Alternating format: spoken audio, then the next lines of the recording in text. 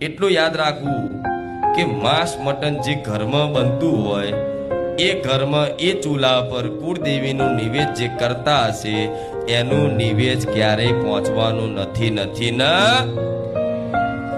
જે ઘરમાં જે ચૂલા પર માતાજીના નિવેદ બનાવવા માટે જે ચૂલો ઉપયોગ થતો હોય જે વાસણ ઉપયોગ થતો હોય એ જ વાસણમાં તમે જો તમારી કુળદેવીના ચોખા મૂકી અને નિવેદ બનાવશો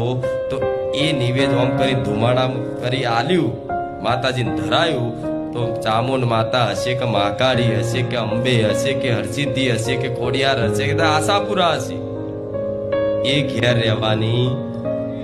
કેમ કે માં જગત જનની છે આ વાત ફરી યાદ કરાવું છું જગત જનની છે આદ્ય શક્તિ છે એટલે જગત જનની એટલે આખા જગતની માં છે જો આખા જગતની માં હોય અને તમારા ઘેર એ ચૂલા પર જો એ માંસ કદાચ બફાતું હોય અને એ જ તપેલીમાં જો તમે નિવેદ બનાવો એ જ ચૂલા પર તમે માતાજીનો નિવેદ કે ભોગ બનાવવા ધરાવવા માટે કઈ બી ભોજન બનાવો તો માતાજીને એ નિવેદ આડું થશે એટલે ઘણા લોકો કહેતા હોય છે ને આવું કે તમારી માતા નિવેદ પહોંચતું